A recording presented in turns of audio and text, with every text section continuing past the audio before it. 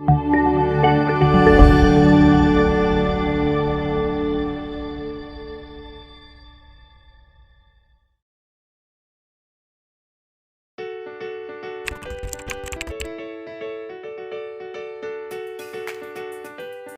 Everyone, welcome to engineer circle. आज जैसा कि आप सबको पता होगा, गेट का रिजल्ट आ चुका है और कुछ स्टूडेंट्स ने बहुत ही अच्छा परफॉर्म करा है। तो आज ऐसे ही एक स्टूडेंट है हमारे साथ जिनका नाम है आयुष कुमार सिंह। इनके बारे में एक बहुत ही इंटरेस्टिंग फैक्ट है कि इनका जो रैंक था गेट 2021 में वो ऑल ओवर इंडिया 75 था। मतलब ही secured a rank in top 100। और इस साल गेट 2022 में इनका ऑल ओवर इंडिया रैंक आया है 22। ये बहुत नॉर्मल डिसीजन नहीं है कि 21 में 75 रैंक लाने के बाद 22 में इन्होंने वापस से प्रिपरेशन करी और ऑल ओवर इंडिया रैंक 22 हासिल करी, which is a very very good improvement. Okay, so Ayush ने क्या सोच के ये डिसीजन लिया कि टॉप 100 में रैंक लाने के बाद being eligible for every PSU and every IIT NIT for MTech, उन्होंने वापस से गेट का प्रिपरेशन करा और इतनी अच्छी रैंक लाया। तो किन चीजों को लेके उन्होंने, किस माइंडसेट का तो ये डिसीजन लिया, क्या उनका एक मोटिवेशनल फैक्टर था, किस तरह का गाइडेंस उन्होंने लिया, इन सब चीजों को जानने के लिए हम खुद डायरेक्ट आयुष से ही बात करते हैं और जानते हैं कि क्या क्या चीजें करी। सो आयुष, बेसिकली बहुत सारे स्टूडेंट्स हैं जो इस वक्त गेट 23 और 24 के लिए प्रिपेयर कर रहे होंगे और मैं इसीलिए आपसे ही जानना चाहूंगा कि जितने भी एक्सपीरियंस है फॉर द गेट 23 एंड 24, इनके लिए कोई स्ट्रेटेजी, मतलब they really want to know your strategy और उन्हें आप क्या सजेशन देना चाहेंगे, ये वो मैं आपसे ही जानना चाहूंगा। तो आयुष, आप बताएं स्टूडेंट्स को कि क्या स्ट्रेटेजी थी आपकी और उन्हें क्या फॉलो करना चाहिए। तो अगर आप किसी कोचिंग इंस्टीट्यूट में हैं, for example you are in engineering circle, तो स्ट्रेटेजी बहुत सिंपल है। जो आपके फैकल्टी मेंबर्स जिस तरह से पढ़ा रहे हैं उनको आपको उन्हीं को फॉलो करना है बेसिकली। अगर वो जिस हिसाब से क्लास ले रहे हैं, बेसिकली अपने आप को टाइम टेबल हम लोग को खुद को तो बनाना नहीं है।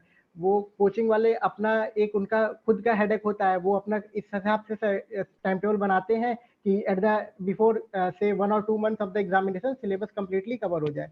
तो yes. तो हम लोग को बेसिकली उनको फॉलो करना है कि वो अच्छे से जब भी जो टीचर पढ़ा रहा है उसको अच्छे से पढ़ते रहें, उसका प्रॉपर नोट्स बनाते रहें। और note making is definitely very very important.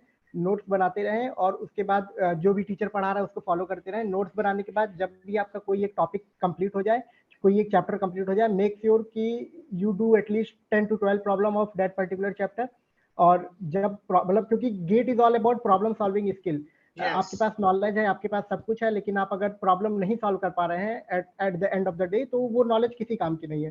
Because आप किस बेसिस पे जज होंगे? आपके गेट में क्या स्कोर आया है, क्या रैंक आया है, उसी के बेसिस पे आप जज होंगे। आपके पास कितना नॉलेज है, कितना नॉलेज नहीं है, दैट डज नॉट मैटर।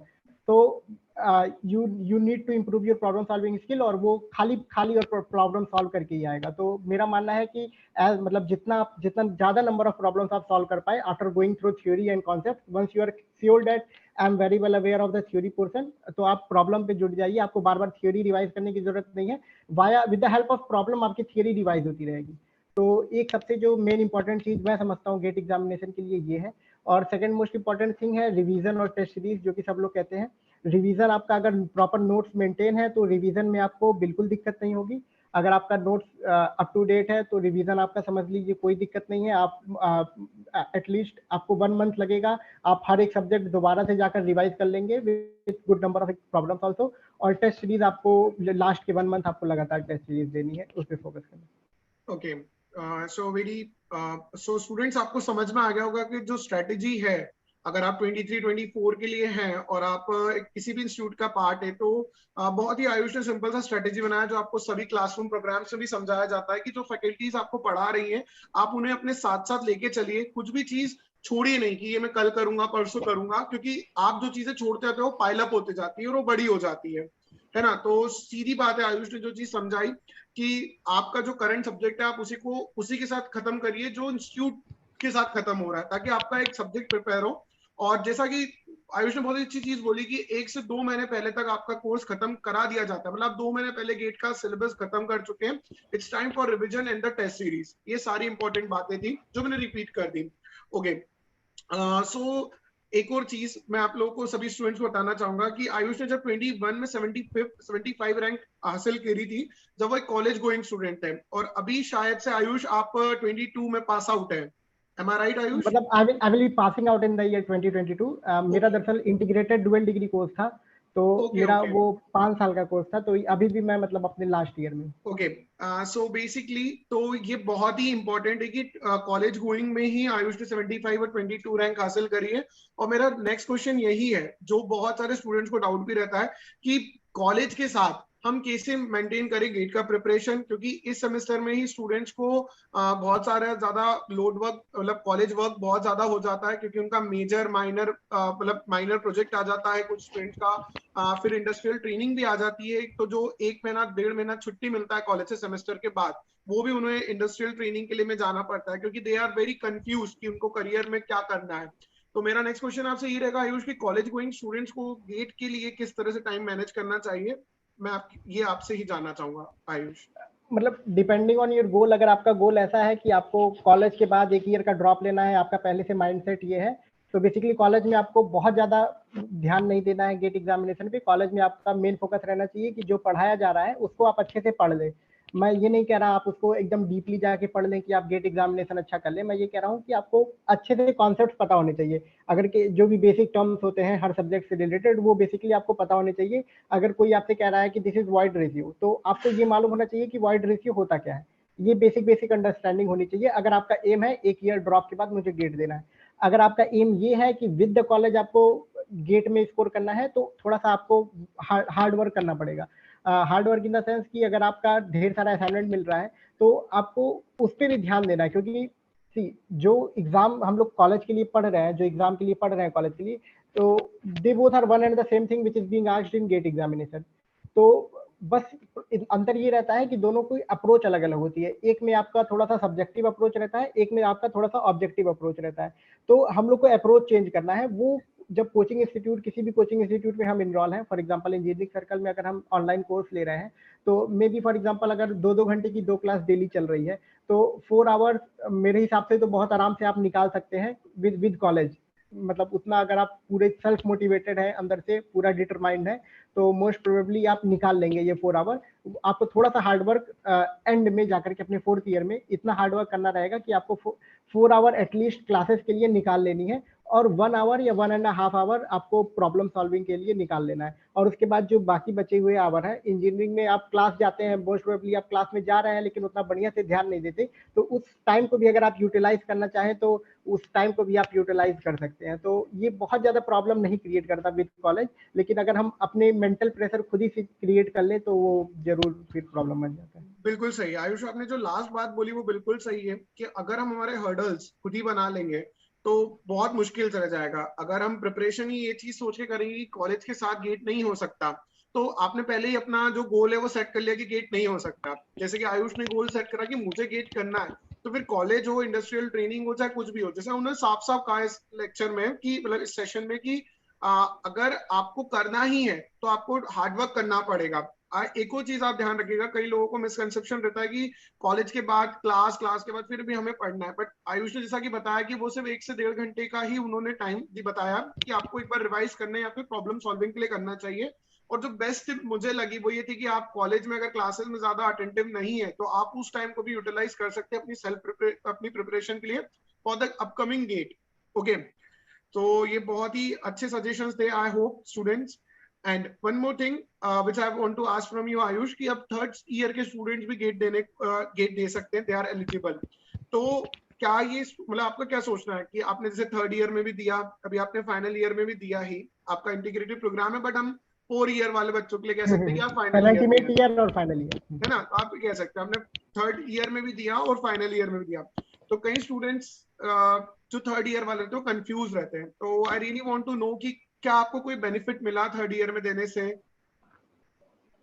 देखिए 3rd ईयर में देने से अगर आपकी रैंक अच्छी आती है, तो वो डेफिनेटली आपका कॉन्फिडेंस बूस्ट करेगा। तो जब Yes. आपको रियली अगर आप पीएसयू एम कर रहे हैं, अगर आप एमटेक एम कर रहे हैं, तो वो स्कोर कार्ड आराम से यूज हो जाएगा, कोई इशू नहीं है, क्योंकि 3 साल तक वैलिड रहता है। Yes. अगर आप पीएसयू एम कर रहे हैं, तो एक तो आपका पूरी तरह से कॉन्फिडेंस बूस्टअप है अगर आपकी रैंक अच्छी आई है।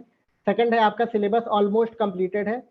आपको आपको आप एक रियल टाइम एग्जामिनेशन दे करके आए हैं, आपको मालूम है कि आपसे मिस्टेक कहाँ हुई है और आपको मालूम है कि आपको कहाँ और ज़्यादा वर्क करना है, तो आप उन चीज़ों को रेक्टिफाई कर सकते हैं। ये दो चीज़ें हैं अगर आपकी रैंक अच्छी आई है।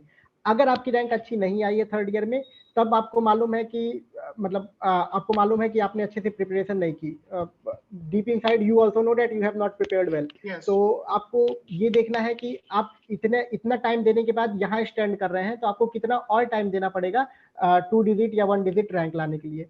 तो ये आप थर्ड ईयर में अगर आप अपीयर हो रहे हैं, तो this things become very clear to you कि आप कहाँ इस क्राउड में, इस बड़े क्राउड में where more than 1 lakh students give examination, आप कहाँ स्टैंड कर रहे हैं, आपको कितना और हार्ड वर्क करना है जो आपका एम है वो अचीव करने के लिए। तो ये 3 चीजें आपको पूरी तरह से क्लियर हो जाती है और उस तरह से आप पूरा गोल स्पेसिफिक होकर के फिर अपने फोर्थ ईयर के लिए जो आपका डू और डाई अटेम्प्ट है उसके लिए आप अच्छे से प्रिपेयर हो जाते हैं। तो मेरा ये मानना है कि थर्ड ईयर में आपको अटेम्प्ट जरूर करना है, बहुत ज्यादा प्रेशर लेके नहीं करना है, आपको बस ये देखना है कि आप कहाँ स्टैंड कर रहे हैं और बहुत ज्यादा लाइटली भी नहीं लेना है। आप थोड़ा बहुत पढ़ के जाइए, तभी आप कुछ आउटकम निकाल पाएंगे उससे। या वेरी ट्रू।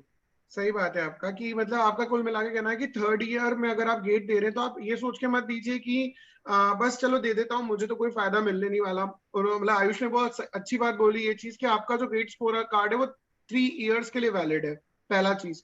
दूसरा चीज ये कि आपको अपना करंट पोजीशन पता चल रहा है। आपको ये अगर आप थर्ड ईयर में ही बहुत अच्छे से मेहनत करके एग्जाम देते हैं तो कितनी अच्छा बात है कि आपको ये क्लियर हो जाएगा कि मैं कहाँ स्टैंड करता हूँ। अगर आप पूरा मेहनत करके दे सकते हैं तो भले ही वो आपका ट्रायल है, but that trial can be like मतलब वो आपकी फाइनल वाले उसके लिए बहुत ज्यादा आपको बता सकता है कि आप कहाँ पर एक्चुअली स्टैंड करते हैं। तो आप थर्ड ईयर में भी अगर गेट देते हैं स्टूडेंट्स तो it will be very beneficial for you. ठीक है। और अगर आप उसमें मतलब जैसे कि सिंगल डिजिट और 2 डिजिट आपका रैंक मिल रहा है तो आप थर्ड ईयर में अगर उसको अटेम्प्ट करते हैं उस पर्टिकुलर रैंक को लाने के लिए, तो आपको पता चल जाएगा कि जब आप फाइनल सेमेस्टर में या फाइनल ईयर में आके देंगे तो आपको क्या गलतियां नहीं दोहराना है और किस तरह से आपको क्या माइंडसेट लेके तैयारी करना है। ठीक है। तो आई होप आप सभी स्टूडेंट्स को ये बात क्लियर हो गई होगी कि किस तरह से आप लोगों को थर्ड ईयर में अगर आप गेट दे रहे हैं तो कितना क्या स्ट्रेटेजी या फिर क्या माइंडसेट के साथ आपको प्रिपरेशन करना चाहिए।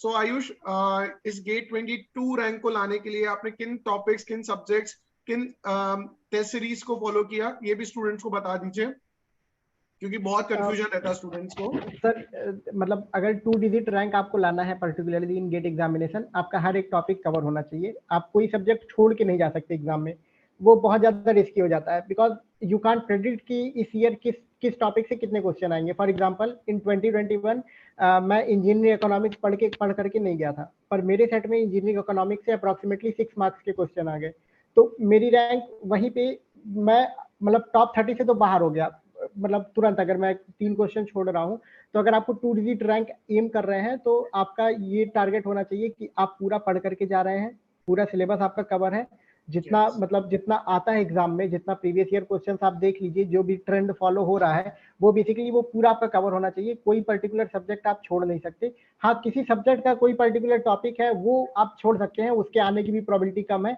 लेकिन अगर वो कोई ऐसा टॉपिक है जो रेगुलरली पूछा जा रहा है, फॉर एग्जांपल इन्वायरमेंटल इंजीनियरिंग का एएसपी हो गया, एक्टिवेटेड स्लज प्रोसेस हो गया, उससे रेगुलरली क्वेश्चंस पूछे जा रहे हैं रिसेंट ईयर में, तो वो आप नहीं छोड़ सकते।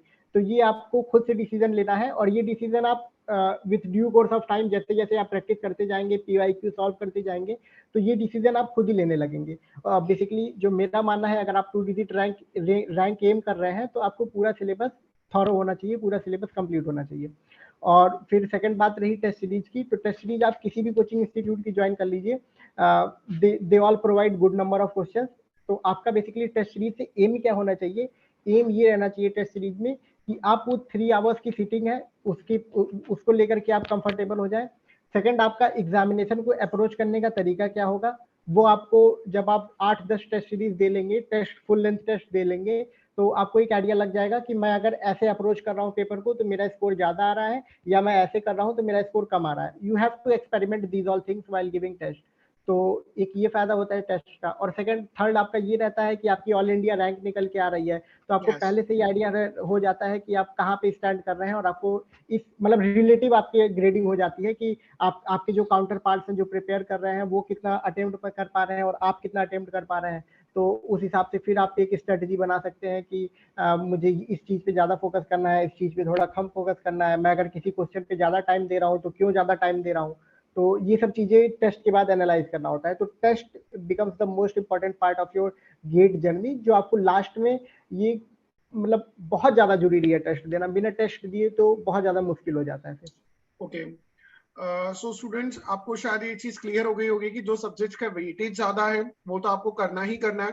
वैसे तो फुल सिलेबस कह दिया है आयुष ने यहाँ पर, और हम भी आपको ये सजेस्ट करते हैं कि जब आपको सिंगल डिजिट या 2 डिजिट रैंक के लिए आप टारगेट कर रहे हो तो आपको फुल सिलेबस करना है, फर्स्ट। एंड सेकेंड थिंग है ना, सेकेंड थिंग ये चीज कि आप लोगों को जो टेस्ट सीरीज है उसे इस माइंडसेट के साथ देना है कि आपको जो 3 घंटे प्रेशर आप एग्जाम में बियर करने वाले हो, जो प्रेशर आप वहां पे महसूस करने वाले हो, वही प्रेशर आपको 3 आवर्स का जब आप टेस्ट सीरीज दे रहे हो वहां पर भी आपको उसी प्रेशर को महसूस करते हुए एग्जाम देना है। ऐसा नहीं कि आप टेस्ट सीरीज दे रहे हो तो चलो 1 घंटा दे दिया, अब मैं 2 घंटे वाली बाद में दे दूंगा, या आप कहीं चले गए। सो देयर शुड, मतलब आप 3 घंटे की टेस्ट सीरीज को पूरे एग्जाम के एनवायरमेंट को क्रिएट करते हुए ही दीजिएगा, तो ही आपके टेस्ट सीरीज का फायदा है। वही आपको बताएगा कि आप कहाँ पर लैग कर रहे हैं, आप ऑल ओवर इंडिया कहाँ स्टैंड कर रहे हैं। तो आई गेस आपको ये सजेशन बहुत ही क्लियर हो गया होगा, ठीक है। And Ayush, one thing which I really want to know personally, मतलब जो मैं आपसे पर्सनली पूछना चाहता हूँ कि आपके पास 75 रैंक थी 3rd ईयर में, बट आपने उस समय आपका एक डेली रूटीन रहा होगा, आपने एक शेड्यूल फॉलो किया होगा, but I guess 3rd year, okay, and then you decided कि आपको वापस से गेट देना है और आपने 22nd रैंक लेके आया, ठीक है। It's a very nice improvement, okay. तो जैसा आपने कहा कि आपने 3 से 5 क्वेश्चन छोड़े तो आप टॉप 30 में नहीं थे, आपको ये चीज क्लियर थी, और इस बार आप टॉप 30 में हैं। पिछली बार आप टॉप 100 में थे, इस बार आप टॉप 30 में। तो मैं ये जानना चाहूंगा कि दोनों समय के जो शेड्यूल आपने फॉलो करा, जो रूटीन आपने फॉलो करा, उसमें डिफरेंस था? पहली चीज तो मैं ये जानना चाहूंगा। दूसरा चीज मैं जानना चाहूंगा कि जब आपका 75 रैंक था तो आपने 22nd के लिए क्यों एम करा? Is there anything? सर मेरा पहला एम, मतलब मेरा एमटेक ऐसे ही कंप्लीट हो रहा है and that too yes. From IIT. तो मुझे एमटेक तो मेरा एम नहीं था, मेरा एम था पीएसयू। तो okay. For PSU, most of the PSU वो करंट स्कोर कार्ड मांगती हैं आपसे। तो फॉर करंट स्कोर कार्ड मुझे अपीयर होना ही था इस बार के गेट एग्जामिनेशन में, जिससे कि मैं पीएसयूज में अप्लाई कर सकूं। तो ये मेरा था कि मैं क्यों एग्जाम दिया, ये मतलब सेकंड टाइम मेरा 75 रैंक होने के बावजूद मैं फिर से अपीयर हुआ। ये मेन रीजन था, क्योंकि आई वांटेड अ पीएसयू, और PSU requires current GATE score card, okay. Current year GATE score card. तो और सेकंड थिंग, मैंने बहुत ज्यादा कुछ चेंज नहीं किया। मेरा चेंजेस खाली बस थोड़ा सा था कि पहले मेरा थोड़ा सा सिली मिस्टेक्स ज्यादा होती थी एग्जाम देते समय।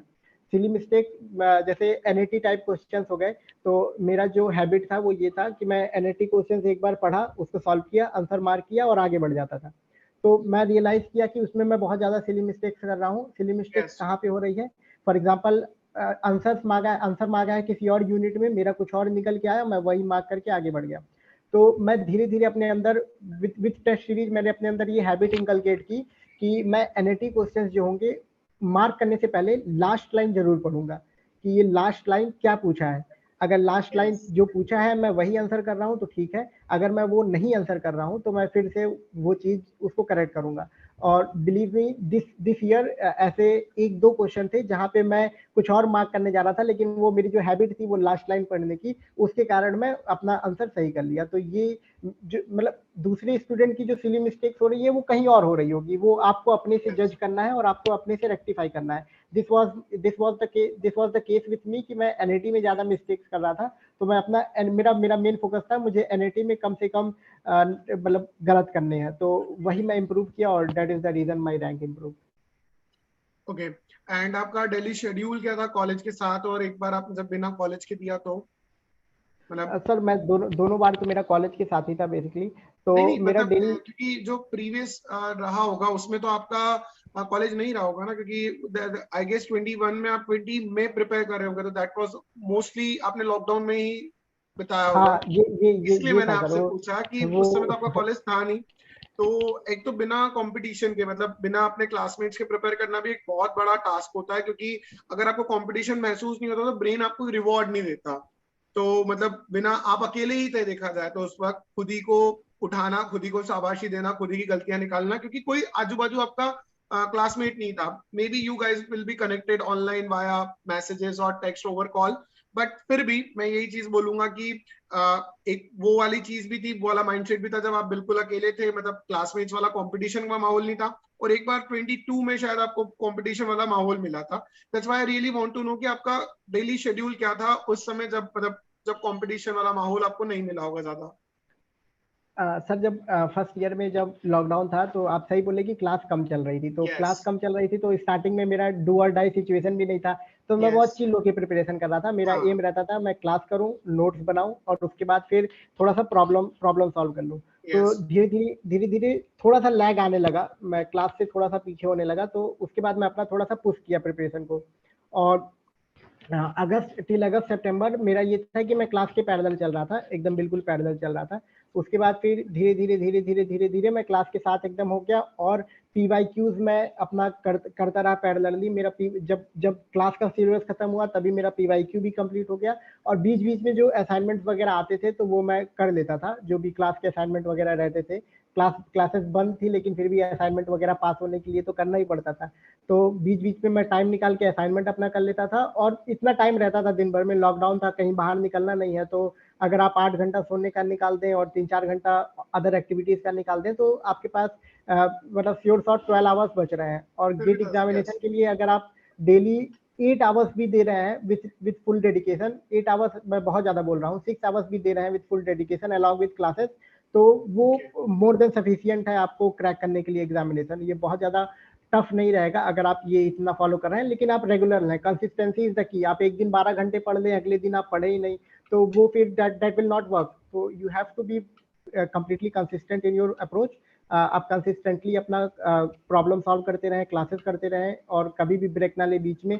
कभी असाइनमेंट करने के लिए दो थोड़ा 1-2 दिन का ब्रेक आ गया तो वो ठीक है, दैट इज ओके, बट आपका ज्यादा ब्रेक बिना किसी रीजनिंग के नहीं होना चाहिए। और सेकंड टाइम जब मैं कॉलेज के साथ प्रिपेयर कर रहा था, तो क्योंकि मेरे पास नोट्स कंप्लीटली बने हुए थे, मुझे हाँ। क्लासेस दोबारा करनी नहीं थी, तो वो चीज मेरे लिए थोड़ा आसान हो गया कि मेरा जो 4 घंटे क्लासेस का था वो बच रहा था, तो वो समझ लीजिए वो पैरेलली मेरा उसमें मैनेज हो गया, जो ऑनलाइन क्लासेस चल रही थी उसमें मैनेज हो गया, और मैं प्रॉपर खाली नोट्स देखा, प्रॉब्लम सॉल्व किया और उसके बाद एग्जामिनेशन में क्लियर हो गया। ओके। सो आयुष, मेरे पास जितने भी आपके लिए क्वेश्चंस थे वो पूरे खत्म हो चुके, पर एक क्वेश्चन मेरे दिमाग में आया, क्योंकि आपने इंटरव्यू में एक बहुत अच्छी इस इंटरव्यू के दौरान आपने एक बहुत अच्छी बात बोली, कि आपने बोला था कि आपकी जो आप कोई सब्जेक्ट आप नहीं पढ़ के गए थे और उसके आपको 6 क्वेश्चन दिखे थे, और कुछ 3 to 4 मार्क्स आपके, मतलब शायद 3 to 4 क्वेश्चन दिखे थे, और आपको लगा था कि 6 मार्क्स तो मेरे डायरेक्ट होना ही है, और आपको 21 वाले अटेम्प्ट में ये चीज क्लियर हो गई थी कि आप टॉप 30 से तो बाहर हो। तो मतलब ऑब्वियसली बात है, आपने इतना पढ़ाई करी थी और आपको पता था कि you can secure a single digit और अ 2 digit rank, and fortunately you got even 75, आपको 75 रैंक भी मिली। बट जब आपको एग्जाम में रियलाइज हुआ कि टॉप 30 नहीं आ रही है और 6 मार्क जा रहे हैं मेरे, तो आई गेस वो एक बहुत ही ज्यादा प्रेशर वाली सिचुएशन थी, एक डिसअपॉइंटमेंट तो महसूस हुआ ही होगा, क्योंकि अगर भले ही 75 बहुत अच्छी रैंक है, बट अगर पता है कि नहीं इससे अच्छा स्कोर कर सकते हैं, और वो एग्जाम के समय क्लिक हो गई बात कि यार गए 6 मार्क, तो उस समय मतलब इसको किस तरह से टैकल करा, ये मुझे बहुत, मतलब मुझे तो जानना ही है, और स्टूडेंट्स को भी मैं चाहता हूँ कि वो सुने ये बात, कि एग्जाम में जब आपको कोई फेलियर उसी इंस्टेंटली मिल रहा है, तो उस चीज को छोड़ते हुए आप आगे कैसे बढ़े, ये आप स्टूडेंट्स को अगर बताएंगे तो that will be very good. Sir ये जो पैनिक मोड आप कह रहे हैं, ये जी। अगर आप टेस्ट सीरीज नहीं प्रैक्टिस किए हैं तो आप डेफिनेटली आप पैनिक मोड में चले जाएंगे। Yes yes. और मैं इतना टेस्ट सीरीज प्रैक्टिस करके गया था कि हर टेस्ट सीरीज में कुछ ना कोई ऐसे 3-4 क्वेश्चन होते थे जो मुझे नहीं आते थे, या यस। आते थे तो फिर मैं उनको कैसे क्रैक करना है ये मैं नहीं समझ पाता था। तो ये जो पैनिक वाली सिचुएशन थी वो बहुत ज्यादा मेरे साथ नहीं हुई, बल्कि एक एक मेरे अंदर ये आ गया, जब मैं ये 3 क्वेश्चन देखा कि ये तो मुझसे नहीं हो रहे हैं, तो मेरे अंदर ये आ गया कि बाकी जो बचे क्वेश्चन हैं उनको मुझे गलत नहीं करना है, जो मुझे आ यस। रहे हैं वो मुझे गलत नहीं करना है। तो एक एक मतलब आप उसको पॉजिटिवली भी इम्पैक्ट कर सकता है, आपको नेगेटिवली भी इम्पैक्ट कर सकता है। तो यहीं पे आता है टेस्ट सीरीज का मेन रोल। अगर आप good number of test series में अपीयर हुए हैं, आपने टेस्ट दिया हुआ है, आप एग्जाम के प्रेशर को कंफर्टेबली हैंडल कर सकते हैं, तो आप वहां पे मतलब हैंडल कर लेंगे उसका, नो डाउट आप हैंडल कर लेंगे। अगर आपका सिलेबस कंप्लीट है तो ऐसी सिचुएशन भी नहीं आएगी। और सेकेंडली मेरा जो पिछले साल जो मैं थर्ड ईयर में जब मतलब अपने फोर्थ ईयर में जब मैं अपीयर हो रहा था, तो मेरा एम था कि मुझे टॉप 500 में आना है, तो मेरा एम ऐसा डबल डिजिट था भी नहीं, तो ये भी एक प्रेशर सिचुएशन नहीं क्रिएट किया। तो आप आप गोल ओरिएंटेड हमेशा ना सोचिए कि मुझे 1 डिजिट या 2 डिजिट रैंक लानी है। आप ये सोचिए कि मुझे maximum number of problems attend करने हैं, जितना मुझे आ रहा है उतना मुझे करके आना है, और at the end of the day जो भी आपका रिजल्ट होगा वो आएगा ही। तो आप अगर खुद से सोच के जाएंगे कि मुझे 2 डिजिट रैंक लानी है, और आपको ड्यूरिंग द पेपर आपको ये रियलाइज हुआ कि आपकी 2 डिजिट रैंक नहीं आ सकती, तो आप पैनिक कर जाएंगे, तो आपकी 3 डिजिट भी नहीं आएगी, आप 1000 क्रॉस कर जाएंगे। तो आपको पैनिक नहीं करना एग्जाम में, आपको ये गोल रखना है खाली कि मुझे maximum number of problems attend करने हैं, जितने मुझे आ रहे हैं वो टोटली सही करने हैं, मुझे सिली मिस्टेक्स कम करना है। अगर ये 3 बॉक्सेस आप टिक कर रहे हैं तो मोस्ट प्रोबेबली आप पैनिक नहीं करेंगे एग्जाम में, और आपका एग्जाम डेफिनेटली अच्छा होगा, और एग्जाम अच्छा होगा तो आपकी रैंक भी अच्छी आएगी। ओके, सो आयुष, मेरे पास आपके लिए इतने ही क्वेश्चंस थे और मुझे लगता है कि इन क्वेश्चंस से उस स्टूडेंट्स को भी बहुत ज्यादा आइडिया मिल जाएगा कि किस तरह से प्रिपरेशन करना चाहिए, क्या स्ट्रेटेजी रखना चाहिए। Single digit rank, double digit rank अगर आ रही है तो थर्ड ईयर में अगर आप लोग गेट देना चाहते हैं तो क्या आप लोगों को माइंडसेट रखना चाहिए, फाइनल ईयर में कॉलेज के साथ अगर देना चाहते हैं तो आपको क्या माइंडसेट रखना चाहिए। सो आयुष, आपसे बात करके बहुत ही, मुझे लगता है कि जितने भी स्टूडेंट्स ये इंटरव्यू देखेंगे बाद में, आई गेस उनके सारे डाउट्स और उनको जितनी भी गाइडेंस की जरूरत थी वो आपके द्वारा मिल जाएंगी, and this will be very helpful for them. So Ayush, best of luck in your life ahead, and thank you very much for being a part of Civil Engineer Circle. Thank you. Thank you sir. Okay.